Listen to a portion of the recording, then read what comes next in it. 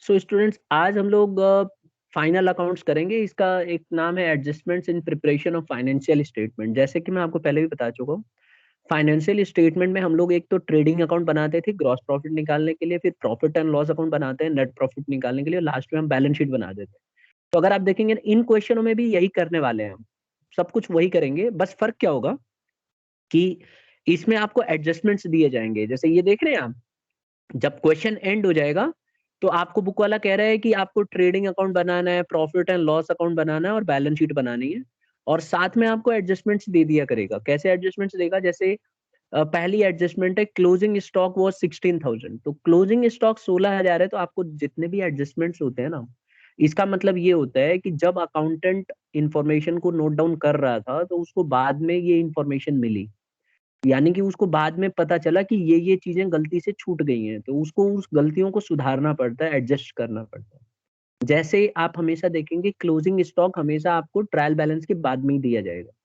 क्यों दिया जाएगा? क्योंकि जब हम अकाउंट बना रहे होते हैं तो हमें लास्ट तक नहीं पता होता है कि कितना स्टॉक बचेगा।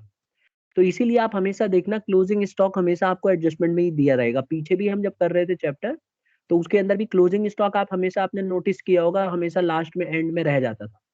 तो इसके दो एडजस्टमेंट होंगे। कौन कौन बताएगा कहाँ कहाँ जाता है क्लोजिंग स्टॉक? एक तो क्लोजिंग स्टॉक हमारा, बैलेंस शीट बैलेंस शीट ठीक ट्रेडिंग है, दोनों अकाउंट में बच्चे क्रेडिट। बिल्कुल सही बता रहे हैं कि क्लोजिंग स्टॉक जो है एक तो हमारा ट्रेडिंग अकाउंट के क्रेडिट साइड में जाता था सर, और एक हमारा बैलेंस शीट में के एसेट साइड में जाता था, क्योंकि ये एसेट है। इसी तरह से बहुत सारी एडजस्टमेंट आएंगी जिसका हम एक एक करके हम क्वेश्चन में ही डिस्कस करेंगे। अब जैसे ये देखो, कह रहा है डेप्रिसिएट प्लांट एंड मशीन। कह रहा है कि प्लांट एंड मशीन को ना डेप्रिसिएट करना छूट गया था, अब हमें डेप्रिसिएट करना है। तो सबको पता है कि जब हम प्लांट एंड मशीन को डेप्रिसिएट करेंगे तो हमारी वैल्यू कम हो जाएगी, यानी कि डेप्रिसिएशन खर्चा है। दो इफेक्ट आएगा, देखो जैसे ही आप डेप्रिसिएट करोगे ना आपका खर्चा बढ़ जाएगा। तो जो डेप्रिसिएशन है मशीन का और डिलीवरी व्हीकल का, दोनों हमारे लिए खर्चा है। तो कहाँ पे जाना चाहिए? किस तरह का खर्चा है, डायरेक्ट या इनडायरेक्ट? इनडायरेक्ट एक्सपेंस तो तो इसको हम पीएनएल पीएनएल अकाउंट। डेप्रिसिएशन लिख के और दोनों का डेप्रिसिएशन जोड़ के 10-10% निकाल के, इसका 10% और व्हीकल का 15%, और एक पीएनएल में भेज देंगे। और जो डेप्रिसिएशन हमने किया होगा ये हमारी प्लांट एंड मशीन और डिलीवरी व्हीकल को कम करा देगा। तो बैलेंस शीट में भेजते समय हम एसेट में से डेप्रिसिएशन को माइनस कर देंगे। जबकि पिछले चैप्टर में हम बैलेंस शीट में कुछ नहीं करते थे। रीजन क्या था? कि वो अंदर ही क्वेश्चन के अंदर ही दिया रहता था यहाँ पे डेप्रिसिएशन। अगर डेप्रिसिएशन अकाउंटेंट को पहले से ही पता है, तो इसका मतलब उसकी एसेट की वैल्यू पहले से ही कम होके आई होगी। लेकिन अगर एडजस्टमेंट में है तो इसका मतलब हमें करना पड़ेगा, तो इसीलिए एडजस्टमेंट में दो जगह इफेक्ट जाता है। तो एक जगह जाएगा पीएनएल में और दूसरी जगह जाएगा बैलेंस शीट के पास, और मैं सॉल्व करूंगा तो दिखाऊंगा। इसी तरह से अनपेड रेंट, अनपेड रेंट का मतलब है रेंट देना बाकी है। तो मुझे ये बताओ, अगर रेंट देना बाकी है तो आपको नहीं लगता कि रेंट को और बढ़ा देगा ये? Yes sir. तो रेंट को और बढ़ा देगा। और अनपेड रेंट जो होता है ना, this is what, this is liability for us. तो ये हमारे लिए एक अलग से लाइबिलिटी क्रिएट हो गई। तो अभी हम इसको क्या करेंगे, इसी क्वेश्चन को, क्वेश्चन नंबर 1 है हमारा, इसको हम लोग सॉल्व करने जा रहे हैं। ठीक है, तो आप नोटबुक उठाइए और फटाफट फॉर्मेट बना लीजिए। सबसे पहले हम trading and profit and loss account बनाएंगे। अब कुछ बच्चे कह रहे थे कि सर एक काम क्यों नहीं कर लेते हम लोग, ट्रेडिंग और पीएनएल एक ही साथ बनाने में क्या बुराई? तो बेटा बनाने में कोई बुराई नहीं है, लेकिन कोशिश करो कि अलग अलग ही बनाओ। ठीक है, मैं अलग अलग बना रहा हूँ। तो अब हम इसको बनाने जा रहे हैं। सबसे पहले मैं क्या करूंगा कि ट्रेडिंग अकाउंट बना रहा हूँ। ठीक है, सीधा ट्रेडिंग अकाउंट बनाऊंगा मैं। तो यहाँ पे देखो मैं ट्रेडिंग अकाउंट डायरेक्टली बनाने जा रहा हूँ, लिखूंगा। आप भी फॉर्मेट बनाइए जब तक। Trading account. सर हाँ। सर अगर कोई ये जो स्टेटमेंट बनाते हैं फाइनेंशियल स्टेटमेंट, ये अगर एकदम लास्ट में बना रहे हैं, मतलब ईयर एंड होने ही वाला है और तभी बना रहे हैं, तो क्लोजिंग हाँ, स्टॉक ना, क्योंकि तब तक तो पता लग जाएगा कि और सामान अब थोड़े ना बिकेगा। अब तो नहीं आप नेक्स्ट एक ईयर। चीज देखो, मान लो कि हम 31 तारीख को हम नोट डाउन कर रहा अकाउंटेंट, तो ऐसा भी तो हो सकता है कि उस दिन भी थोड़ा बहुत स्टॉक कम ज्यादा निकल सकता है। तो लास्ट मोमेंट तक नहीं पता रहता है कि स्टॉक बढ़ेगा कि घटेगा। तो इसीलिए 31 मार्च तक, जो लास्ट टाइम तक वो एंट्री को रिकॉर्ड कर उसके पास रहती है, तो वो लास्ट में उसको नोट करता है एडजस्टमेंट के तौर। प्रैक्टिकली सर आप सोच के देखो। 31 मार्च को भी एकदम एंड पे कर रहा है तो भी। हाँ, तो भी आप देखो, मैं आपको ऐसे समझाता हूँ, आप ना इसको थोड़ा सा प्रैक्टिकली सोचो कि मान के चलो कि आप ही एक दुकान है और सारा दुकान का सामान का इंफॉर्मेशन लिख रही हो और रोजमर्रा में बिजनेस हो रहा है, लास्ट वाले दिन भी बिजनेस ट्रांजैक्शन हो ही रहे होंगे जल्दी जल्दी, तो आप लास्ट तक आपको नहीं पता होगा कि क्लोजिंग स्टॉक कितना है। तो इसीलिए इसको एकदम एंड तक के लिए रखा जाता है और एडजस्टमेंट में लिखा जाता है। जिस समय वो क्लोज कर देगा उस समय की एडजस्टमेंट, क्लोज करने के बाद जो भी बचेगा क्लोजिंग स्टॉक वो एडजस्टमेंट में लिखेगा। तो इसीलिए आप हमेशा देखेंगे क्लोजिंग स्टॉक जो है एडजस्टमेंट के तौर पे लिखा जाता है। अंडरस्टूड? तो जैसे शॉप्स का एक पर्टिकुलर टाइम होता है कि वो इतने बजे से इतने बजे तक ही खुलेंगी, तो हाँ। शॉपकीपर जब रात को शॉप क्लोज कर देगा, उसके बाद बनाएगा, तो ये पक्का है ना कि कोई कस्टमर ही नहीं आएगा सामान लेने नहीं, तब? ऐसा है ना, क्लोज करने के बाद नहीं बनाता, यही तो दिक्कत है। अकाउंट देखो, हम बात कर रहे हैं बड़ी बड़ी बिजनेस ऑर्गेनाइजेशंस की, बड़ी बड़ी सोल प्रोप्राइटर की, तो 31 तारीख को बनाएगा, 31 तारीख के बाद नहीं बनाएगा, वो तो 1 तारीख आ जाएगी। और ट्रांजैक्ट जब तक बिजनेस खुली होगी तभी तक बनाएगा, क्योंकि उसको भी तो घर जाना है। तो 31 तारीख को मॉर्निंग में जब बनाना शुरू करेगा तो क्लोजिंग स्टॉक एग्जैक्ट उसको नहीं पता होगा, तो वो लास्ट में देख लेगा कि जब क्लोज कर रहा होगा उस समय देख लेगा कितना क्लोजिंग स्टॉक है और सीधा लिख देगा एडजस्टमेंट में, तो उसके लिए भी कन्वीनियंट होगा। अच्छा, मान लो आप अकाउंटेंट हो, आप बना रहे हो और लास्ट में पता चला 1000 रुपए का सामान बिक गया, तो क्लोजिंग स्टॉक तो घट गया ना। तो अगर आप ऊपर ट्रायल बैलेंस में इसको नहीं लिख सकते हो, क्योंकि ट्रायल बैलेंस में जितनी इन्फॉर्मेशन आती है ये हमारी इन्फॉर्मेशन आती है लेजर्स के थ्रू, जो हमने लेजर बनाए होते हैं। मेरी बात क्लियर है? और लेजर आपने डेट के हिसाब से अच्छा, बना के और उनको क्लोज किया होता, तो बहुत ही अनरियलिस्टिक हो जाएगा। ठीक। Okay sir. तो अब हम बना देते हैं, यहाँ पे लिख दो डेबिट और इस तरफ आ जाएगा क्रेडिट। आप फास्ट बना लो। और आपको पता ही है फॉर्मेट, अब तो सबको याद हो गया होगा क्या क्या होता है। पर्टिकुलर्स अमाउंट, पर्टिकुलर्स अमाउंट, ठीक है, इतना बहुत है।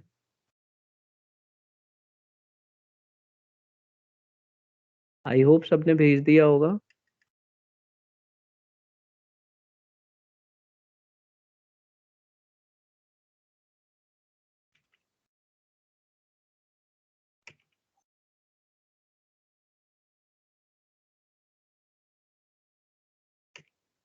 ये मैंने भेज दिया बेटा।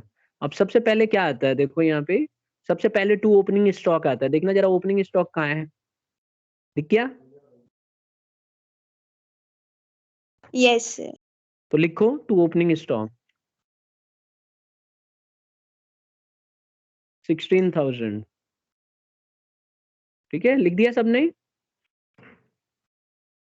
अब हमारा क्या आता है, परचेजेस आता है, देखना जरा परचेजेस है, ये दिख गया? यस अब परचेजेस रिटर्न ढूंढो, देखना परचेज रिटर्न है क्या? सर, नहीं है। तो टू परचेजेस लिख दो बेटा, 20,000।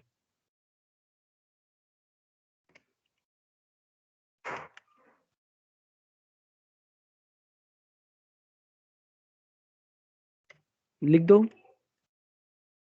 20,000। लिख दिया सबने? अब हमें क्या करना है, यस आसानी से यहाँ से स्टार्ट करो। सब कुछ देखो एक एक करके जो जो आता है। कैपिटल हमारा बैलेंस शीट में जाएगा, नहीं लेंगे। ड्राइंग हमारा बैलेंस शीट में जाएगा, लेस हो जाएगा। Plant and machine balance sheet, delivery vehicle balance sheet, sundry debtor balance sheet, sundry creditor भी हमारी लायबिलिटी है, बैलेंस शीट। परचेजेस हमने ले लिया है। सेल्स ले लो, बाई सेल्स। और देखो सेल्स रिटर्न तो नहीं है, चेक करो, नो नहीं है सर। ना? तो ले लो बाई सेल्स। और क्योंकि परचेजेस रिटर्न नहीं है तो हमारे लिए अच्छा हो गया है, फिर बाई सेल्स लेके वैल्यू ले लो। 42,000 है, तो 42,000 ले लो इसको, ले लिया मैंने। और फिर इसके बाद आगे चलते हैं। वेजेस है तो वेजेस को भेज देंगे 8,000, तो टू वेजेस 8,000।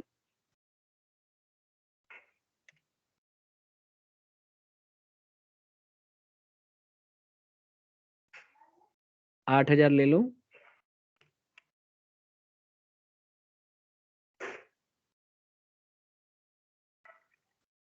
ठीक है, अब वेजेस भी हमने भेज दिया। इसके अलावा स्टूडेंट्स हमेशा याद रखना, एडजस्टमेंट देखते रहना, जो एडजस्टमेंट जिससे रिलेटेड है उसी के साथ एडजस्टमेंट होगा।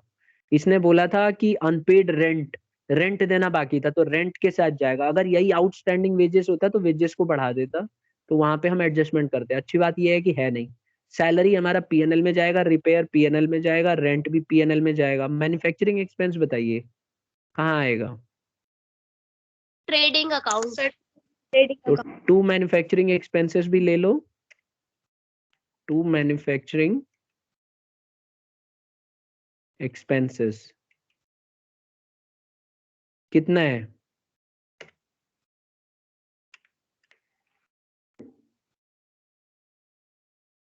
$1,500 $1,500। ले लिया मैंने। ठीक है, इसके अलावा बताइए।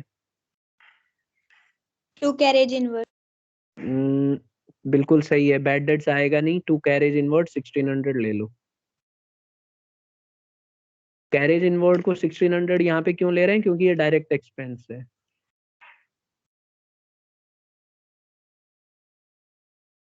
$1600।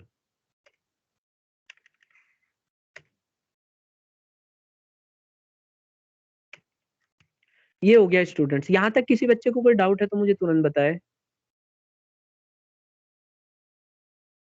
है किसी को डाउट? नहीं ना? अब टोटल करो। अब देखो क्लोजिंग स्टॉक चाहिए होता है हमें, आपको याद होगा फॉर्मेट अब तक याद हो गया सबको। ये देख रहे हो क्लोजिंग स्टॉक दो जगह जाएगा, याद है ना? एक तो जाएगा ट्रेडिंग में और एक जाएगा बैलेंस शीट में। तो इसको भी भेजो बाय क्लोजिंग स्टॉक 16,000, हमेशा लास्ट में ही जाता है। ठीक है, तो बाय क्लोजिंग स्टॉक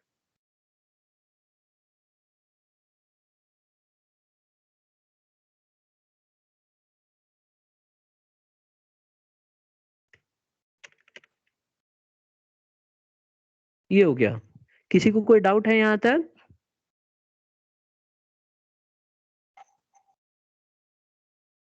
नहीं ना? अब किस तरफ का टोटल ज्यादा है? मुझे तो इधर ही का टोटल ज्यादा दिख रहा है ना? तो 58,000 ले लो। 58,000। अब लास्ट में जब पूरा हो चुका है, एडजस्टमेंट कोई आ नहीं रही इसमें, तो हमने यही किया है, 58,000 इसका टोटल ले लिया है। बस अब हमें क्या करना है, इसमें से सब माइनस करके और आंसर मिला लो। जो भी आएगा क्या निकल के आएगा? To gross profit. आपको पता ही है आंसर इसका, टू ग्रॉस प्रॉफिट आ जाएगा। ठीक है, अब माइनस करके हम कैलकुलेटर का इस्तेमाल कर लेता हूँ। तो 58,000 में से मैं माइनस करने जा रहा हूँ क्या क्या, 16 और 20 36,000, तो -36,000 लिख दो। और इसी तरह से 8,000, फिर -1500 और -1600। तो आंसर आ जाएगा हमारा इतना, 10,900। ठीक है, तो यही आंसर बुक में भी है, 10,900। कोई दिक्कत है किसी को यहाँ तक? No sir. तो बस ये आंसर आ गया हमारा। ठीक है, दिस इज आवर आंसर। अब हम क्या करेंगे, पीएनएल अकाउंट बना लेंगे इसी तरह से। तो इसको नोट कर लो जल्दी से तो सभी स्टूडेंट्स। और यहाँ पे मैं पीएनएल अकाउंट आपके लिए बना रहा हूँ। लैंग्वेज वही होगी, पीएनएल अकाउंट।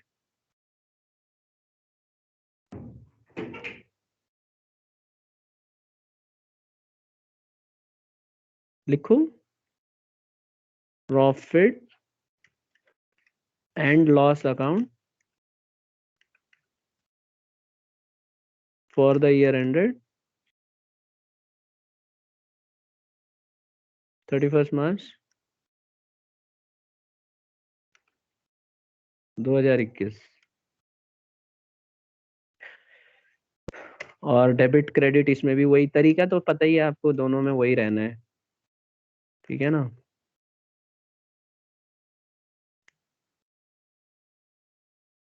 डेबिट क्रेडिट ले लिया मैंने, और फॉर्मेट बना ही लो आप। सेम वही फॉर्मेट बनेगा इसका भी, पर्टिकुलर्स अमाउंट पर्टिकुलर्स अमाउंट, इतने में हो जाना चाहिए।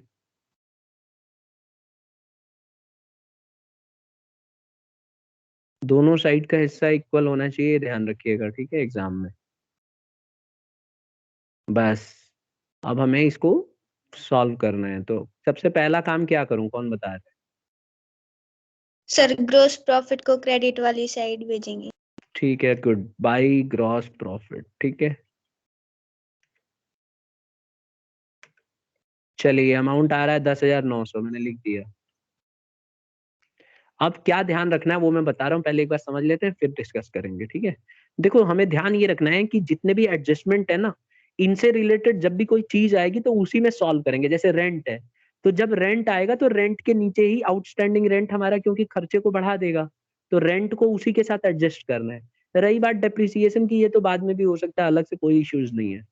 तो हम क्या करते हैं, एक तरफ से जितने भी खर्चे हैं उनको देखना शुरू करते हैं। Capital balance sheet, drawing balance sheet, plant and machine balance sheet, delivery vehicle balance sheet, debtor balance sheet, creditor balance sheet.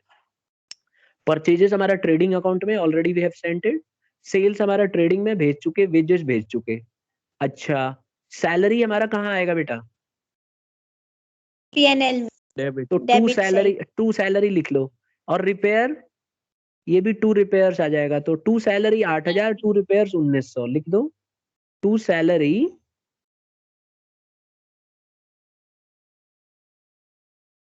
8,000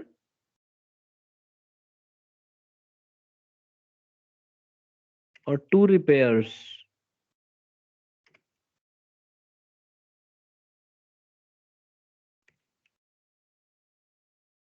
ये कितना है रिपेयर्स?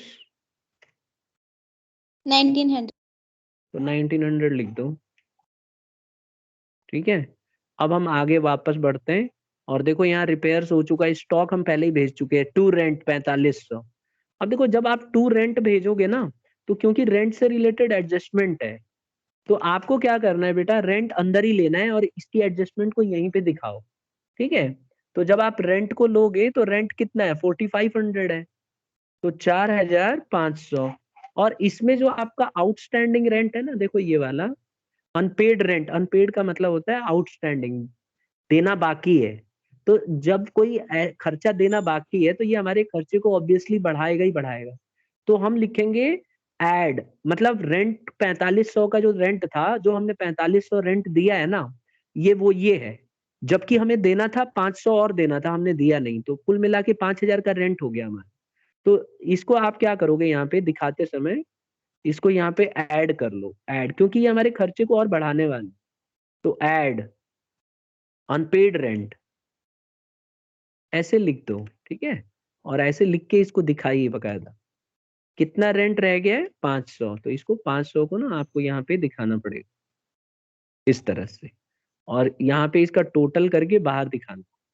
आई होप आ गया होगा समझ में आप लोगों को कैसे करना है इसको, समझ गए? यस। तो 5,000 दिखा दो बेटा यहाँ पे। अगली बार से जब भी रेंट आउटस्टैंडिंग आएगा तो रेंट जुड़ जाएगा, सैलरी आउटस्टैंडिंग आएगा तो सैलरी में जुड़ जाएगा।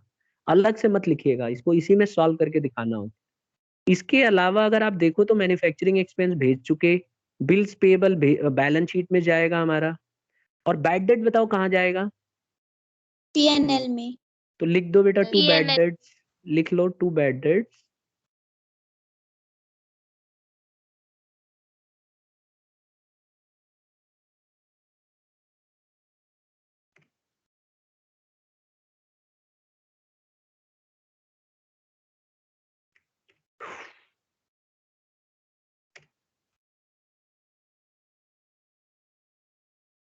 टू बैड डेट्स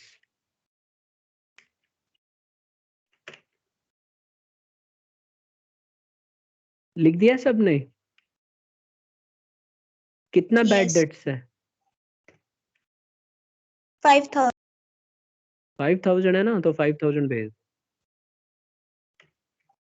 और देखो कोई चीज छूट रही है क्या? हमेशा एक बार चेक करना चाहिए, ठीक है। तो देखो हमने ऊपर से चेक किया, यहाँ सब तो हम एक एक करके भेज रहे हैं लाइन से, तो हमारे लिए कोई टेंशन है ही नहीं। और एडजस्टमेंट में एक बार जरूर चेक कर लो, क्लोजिंग स्टॉक भेज चुके, डेप्रिसिएशन अभी हमने नहीं भेजा है। अब क्योंकि ये दो जगह जाएगा तो डेप्रिसिएशन हमारे लिए नुकसान है, तो इसको हमें पीएनएल में भेजना होगा, क्योंकि ये पीएनएल का ही नुकसान है। तो आप लिखो टू डेप्रिसिएशन, तो क्या लिखोगे, to depreciation of plant and machine कितना है, 10%। प्लांट एंड मशीन देखो कितनी अमाउंट है, उसका 10% निकालो। तो अमाउंट है 1,20,000, इसका 10% निकालेंगे तो 12,000 की आ जाएगी, ठीक है। तो लिखेंगे टू डेप्रिसिएशन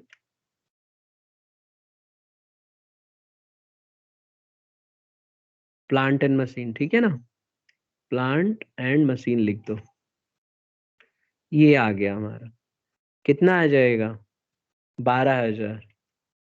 कैसे निकाला मैंने, 1,20,000 का 10%, ठीक है। इसमें तो कुछ नया चीज करना नहीं है आपको। और इसी तरह से टू डेप्रिसिएशन ऑफ, अगला डेप्रिसिएशन देखो किसका है, to depreciation of delivery vehicle. अब डिलीवरी व्हीकल देखो कितने से है, चेक करो डिलीवरी व्हीकल कहाँ है, ये रही। 6,000 तो इसका 15% निकालो, 3,900 आ रहा है क्या, बोलो। Yes sir.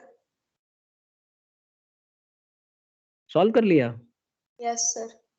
कितना व्हीकल Yes. कितना है, व्हीकल सर कितना है, 6,100। नहीं वो नहीं बोल रहा हूँ, व्हीकल का अमाउंट कितना है ये पूछ रहा हूँ। 26,000 है ना, 6,000 है।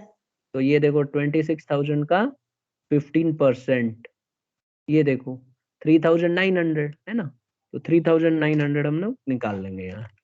आपको सॉल्व कर लेना है, मन में भी कर सकते हो, 10% निकाल लो और उसका आधा और जोड़ लो।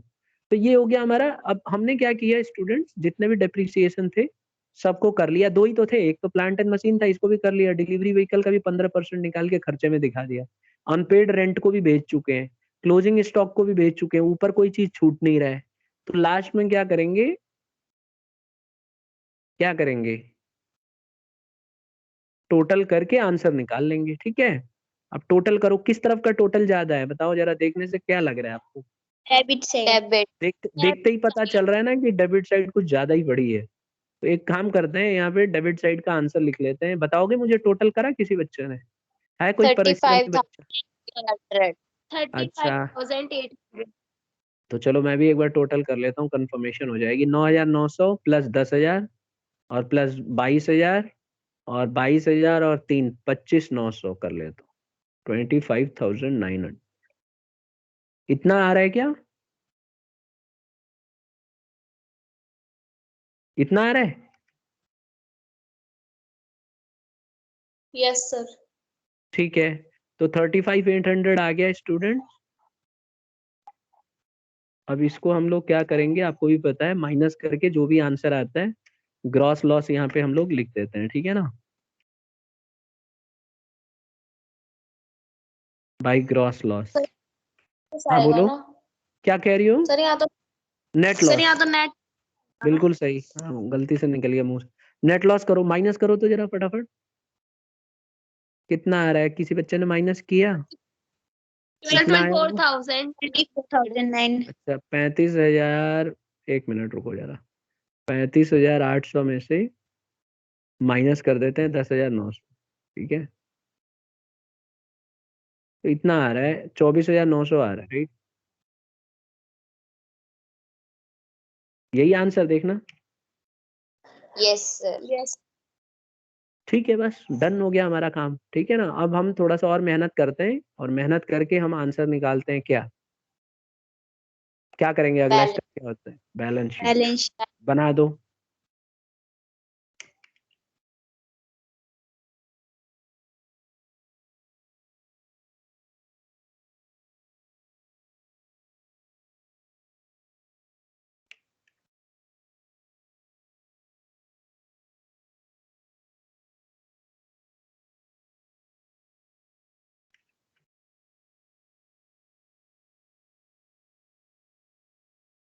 सर हाँ सर उस चैप्टर और इस चैप्टर में क्या डिफरेंस है? वहां पे एडजस्टमेंट नहीं था, आपने नोटिस किया होगा, ये जो 3 देख रहे हो ना, ये नहीं हुआ करते थे वहाँ, ये वाले। अब यहाँ पे एडजस्टमेंट होंगे, बस यही है डिफरेंस। कायदे में देखा जाए तो दोनों सेम चैप्टर है, बस यहाँ पे आपको ना अलग से एडजस्टमेंट सोचना है। जैसे डेप्रिसिएशन में दो जगह जाएगा, एक तो हमारा इनडायरेक्ट एक्सपेंस हो गया, और क्योंकि हमने डेप्रिसिएट किया है तो मशीन की वैल्यू और डिलीवरी की वैल्यू घट गई होगी, तो बैलेंस शीट में भी माइनस करके दिखा। इसी तरह से अनपेड रेंट हमारे लिए लाइबिलिटी है और खर्चा भी है, तो इसने हमारे रेंट को बढ़ा दिया और लाइबिलिटी कॉलम में चला जाएगा। आ गया समझ में? यस। अब बना दो बेटा, बैलेंस शीट बनाओ तो जल्दी से। एक लाइबिलिटीज का कॉलम, अमाउंट, एसेट्स, अमाउंट, ठीक है, बन गया ये हमारा, इतना में हो जाना चाहिए। आसान है ना चैप्टर? Yes sir. ये Yes, sir. जिस बच्चे ने पिछला चैप्टर किया हुआ है ना ढंग से, उसके लिए तो कुछ भी नहीं है, सही बताऊं तो। ठीक है, और जिसने नहीं किया है उसके लिए सब कुछ है ये। और जिसने नहीं किया उसको तो बहुत दिक्कत हो जाएगी। चलिए अब शुरू करते हैं। सबसे पहले आपको याद होगा लायबिलिटीज में हम लोग कैपिटल से शुरू करते थे ना। तो यस सर। कैपिटल देखो कितना है, कहाँ है कैपिटल मेरे ख्याल 1,90,000। 1,90,000। और ड्राइंग्स देखो 7,000 का है। तो दोनों एक ही साथ कर लेते हैं, अंदर ही सॉल्व करना पड़ेगा क्योंकि इसमें कैलकुलेशन है। तो 1,90,000 इसमें से लेस कर देते हैं बेटा। क्या लेस करेंगे याद है? Drawings. ड्राइंग। तो मैं ड्राइंग्स को लेस कर रहा हूँ, आप भी करो साथ में। कितना ड्राइंग्स है? 7,000 है ना? यस सर, ये तो 7,000। बुक में ही दिया हुआ है। और अभी हमने क्या निकाला? नेट लॉस होगा, लॉस। Net loss. तो Net- लेस कर दो नेट लॉस। और ये कितना निकला है? यहाँ देखो निकला हुआ है 24,900। तो यहाँ पे, हाँ तो मैं लिख 24,900। रहा हूँ 24,900 मैंने लिख दिया। ठीक है, और इसको यहाँ पे हमने भेज दिया। और तो कुछ नहीं आ रहा है ना जो इफेक्ट करता हो इनको। No sir. अब हमें क्या करना है, यहाँ पे अंडरलाइन कर देना है और इसका टोटल बेटा यहाँ पे बाहर लिख देना। अब मुझे बताओ इसका टोटल कितना आ रहा है? दोनों को जब लेस करोगे, ब्रैकेट लगा दूं क्या? Sir, 1,58,100. तो रुको, एक 100. एक काम कर रहा हूँ, ब्रैकेट भी लगा ही देता हूँ, ठीक है ना? इससे आपके लिए सही रहेगा। लगाना चाहिए ब्रैकेट कायदा में। ठीक है, हाँ अब बताइए कितना आ रहा है? 1,68,100. 100। एक बच्चा बोलो 1,00,000 68,100. 38,100। ये 58,100. 58। Yes, sir. सर चलिए ये हो गया। चलो अब हम क्या करेंगे, अगले पे जाते हैं। एक एक करके भेजते जाते हैं। ड्राइंग हो गया, plant and machine asset side में भेजो 1,20,000। याद है प्लांट एंड मशीन में डेप्रिसिएशन लगा था? Yes Yes. सर। थी कितनी प्लांट एंड मशीनरी, कितने अमाउंट की थी देखो? 1,20,000 की। 1,20,000। तो 1,20,000 मैं लिख देता हूँ। ठीक है, 1,20,000 लिख दिया। और इसके बाद मैं लिख देता हूँ लेस, क्योंकि मेरा डेप्रिसिएशन हुआ है ना, याद करो कितने का डेप्रिसिएशन हुआ था? 10%। हाँ तो 12,000 का हुआ था ना। Yes, तो sir. 12,000 का हो गया था। इसको दिखाना पड़ता है स्टूडेंट। यहाँ पे कई बच्चे क्या करते हैं, डायरेक्ट ही करके भेज देते हैं। वो गलत तरीका है, you have to show it. आपको दिखाना चाहिए जिससे एग्जामिनर को तो पता चले ना कि भाई ये बच्चे ने क्या किया है यहाँ पे। तो यहाँ पे इसमें 12,000 कम कर दो, 1,08,000 आ गया। Yes, sir. ये हो गया। इसी तरह से आप अगले पे जाओगे तो आप देखोगे यहाँ पे डिलीवरी व्हीकल। तो डिलीवरी व्हीकल 26,000 की थी, तो डिलीवरी व्हीकल ले लो।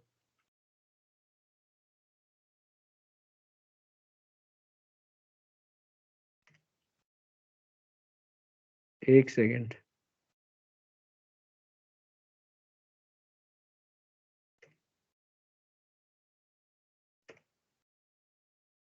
रुको रुको, ये ना पता नहीं ये क्यों आने लग जाता है।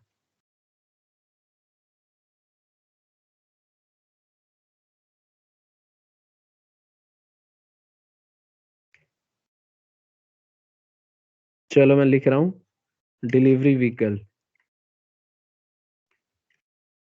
लिख दिया सबने? Yes sir. 26,000 है, इसमें लेस कर दो बेटा डेप्रिसिएशन जल्दी से। कितना था याद है? इसको 15%। देखने के लिए ना आपको पीएनएल अकाउंट में जाना पड़ेगा। और वहां पे देखो आपने डेप्रिसिएशन डिलीवरी व्हीकल का लगाया हुआ है, ये देखो 3,900 है ना। 3,000. ठीक है, तो इसी को कॉपी पेस्ट कर रहा हूँ मैं। ये रहा देखो। इसके अलावा और क्या है? इसको हम सॉल्व करके निकाल लेते हैं, कितना आ रहा है सॉल्व करने के बाद? 22,001. 100 रुपीज 22,000। 100 चलिए हो गया, ये भी हो गया। नेक्स्ट, अब क्या है? इसके बाद क्या है स्टूडेंट्स? Sundry. देखो डेटर्स हैं 36,000, डेटर से कोई एडजस्टमेंट नहीं थी, तो लिख देते हैं सन्ड्री डेटर्स। ठीक है, लिख देते हैं सन्ड्री डेटर्स। कितना अमाउंट है बाहर ही लिखना पड़ेगा, अमाउंट देख लो जो। 36 ठीक है, 36,000 36,000 लिख देता हूँ, ये मैंने लिख दिया। इसके अलावा देखो बेटा, अब क्या है इसके सैलरी बाद? क्रेडिटर ठीक है, सन्ड्री क्रेडिटर्स हैं, तो क्रेडिटर्स ले लो। कितना है अमाउंट? 26,000 26,000। ठीक है, next. Bill payable. Bills payable है, बहुत बढ़िया। चलो Yes, बताओ sir. कितना है बिल्स पेबल, बताओ कितना है? 3,500 3,500। चलो नेक्स्ट। 23,000. अच्छा 23,000 है, ये लो लिख दिया, कोई बात नहीं। इसके Sir, अलावा outstanding. Sir, outstanding rent. Outstanding rent. Yes, sir. ठीक है, वो रेंट आउटस्टैंडिंग रेंट, ठीक कह रही हो, वो एडजस्टमेंट वाला है ना? Yes, sir.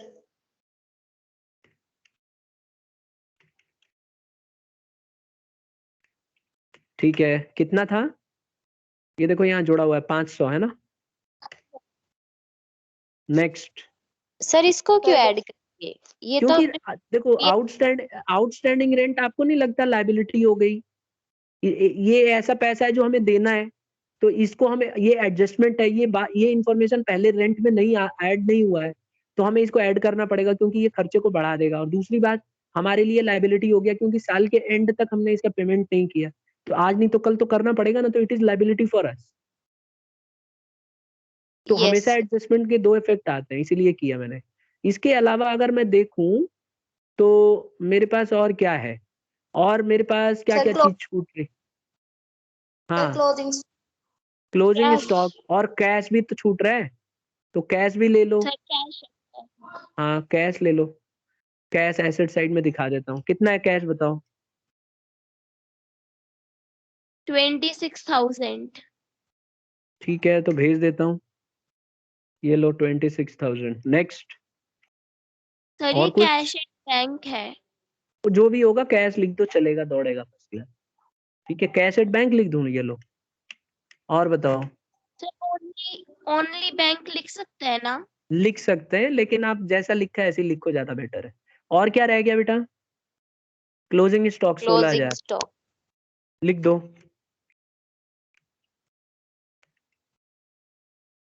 16,000 है, इसके अलावा और तो कुछ नहीं छूट रहा है ना? No sir. बस, तो फिर अब लास्ट में टोटल कर दो और आंसर आ जाएगा। इतनी मेहनत करनी है बस। अगर मैच कर गया तो समझो कि लॉटरी लग गई, नहीं किया तो समझो कि रोने के दिन आ गए। तो एक बार टोटल कर रहे हैं, 1,08,000, इसमें प्लस करो 22,100, 2,08,100. प्लस 36,000, प्लस करो 26,000, और प्लस कर दो 16,000। ओके, देखो कितना आ रहा है, 2,08,100, यही answer. Yes Yes, sir. sir. तो बस हो गया, ये तो फुल आसान था। और यहाँ पे भी देख लेते हैं, 108 और 8, 1, 9 और 6, 15, 16, 17, 18 और 2, 2, 4 और 5, 9 और 1, 10। बिल्कुल सही आ रहा है ये भी, 2,08,100। ठीक है, मैंने ऐसे ही कर दिया प्लस, मन में ही। आप भी करके देख सकते हो। ठीक है, तो ये आ गया बेटा हमारा सोल्यूशन। इसका कर लोगे घर पे? Yes sir Yes. हाँ, यस तो ऐसे सर ही समझदार बच्चे चाहिए मुझे, जो अपने आप ही कर लें, और क्या चाहिए इससे ज्यादा।